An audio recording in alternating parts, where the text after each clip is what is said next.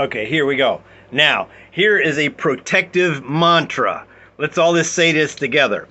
I am still rich, fat, comfortable, and I live in America, and they didn't drag me out of my cell and beat me today. They didn't drag me out of my stinky jail cell and beat me today. Let's say it again. I am still rich, fat, comfortable. I live in America, and they didn't drag me out of my stinky jail cell and beat me today. I'm okay. If I'm having a problem, it's not a top level problem. It's like a little problem. We're okay. All right? So we're okay, and we're going to get even better. Here we go. 15-minute thank you time. 2 15-minute family freedom party times every week. Maybe 3. Maybe every night. Maybe every night. See, there's every indicator that the early disciples of Yeshua, every evening, they would clean up from the day. You know, forgive me for the things that were dumb, and I could have done this, and I was hoping to do that, and I didn't finish this. But there's a thankful time before you go to rest, and then you're asking for protection while you're unconscious in your sleep.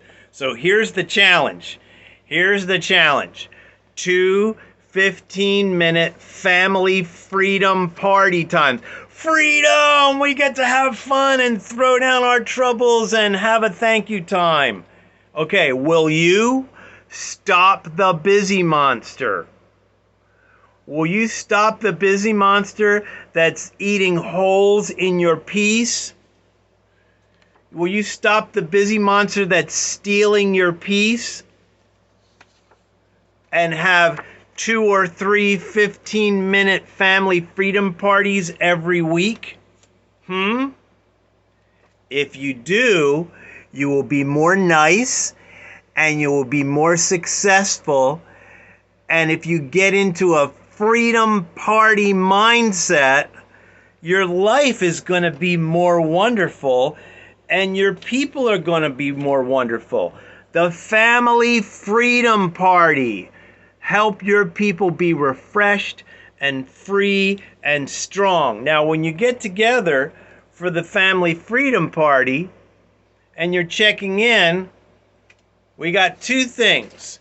We got the daddy mommy list, reminders for the memory.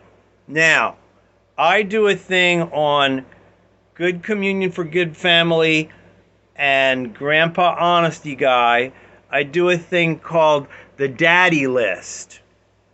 And the daddy list is, what are you feeling in your conscience that you should have done or you need to be doing? Is there anything secretly that's being told to you on the inside that you're pushing away or avoiding? If you put it on the table and you share it with us, we'll help you. You don't have to do it on your own. There's a famous story about a fisherman stepping out of his boat in a storm, and he didn't step out of his boat in a storm and walk on the water by himself. He actually asked somebody else that had a little more courage to him to call him into a courageous thing. So if you feel inside that you want to do a courageous thing, you should let us know during the family freedom time. You should let us know what your calling is. You think about your callings and your responsibilities. Sometimes you know you're responsible to do something and you need help with it. So when you share it during the family freedom party, oh my gosh, we get more successful. And this is a practice. This is a work. This is more important than miracle signs and wonders, because it's the maintenance of the soul. It's the training of the children to be open-hearted and talk about what's on their hearts, their dreams, their joys, their tragedies, their worries, their situations. These are wonderful things. So the mommy-daddy list are what's your callings, what's your responsibilities. And then Okay, how are human beings dumb? Are you angry at somebody? Are you too selfish and not sharing your stuff? Are you wasting your time? Is your mind stuck on video games? Are you stuck to a fantasy about a person or a situation? Are you thinking about your little red Corvette or your Barbie doll or something like that, and you're not actually taking care of the fun things like chasing the chickens and painting the house and helping your friends and going towards the sick person and helping them be stronger? Oh my gosh, you can get supernatural miracles happen to you if you're actually doing the work of the family team. So the mommy daddy list is reminders for the memory. Remember all those things that we could be doing and the dumb things we do, and it's fun. We're celebrating. Like, hi everybody, now we're the family freedom party. The whole world is locked out and it's just us, and we are the ones that are changing the world, and we're only going to last for a little while. And somebody might come in and just kill all of us. You never know. So remember the mommy daddy list. And also we have this other little list that we developed during the family honesty workshop. Okay, think about these things. My bad, I did something dumb. My problem, issue, or situation. I have this situation with my roommates, and somebody's not paying their rent on time, and I'm not really sure what to do, and I'm afraid to say something. And my personality problems. You know what? I'm so tired of myself because I really want to be good at this thing that my friends are, and I'm not so good, and I feel so bad because I want to be more like this and less like that. Your personality problems. Your relationship repairs. Oh my gosh, I feel like I really need to talk to somebody, and I need a mediator, I need a peacemaker, I need somebody to help me. I need help with the relationship repair. And I have this habit.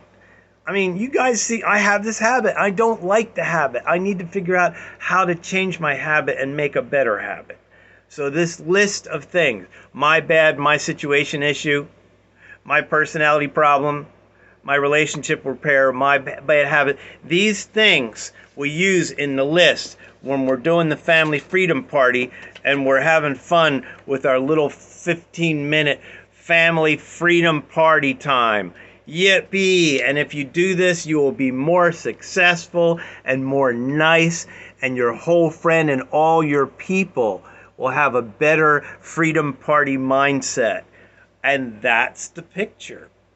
That's basically it. This is the stuff that I found that was in the early Christian life for the first 300 years.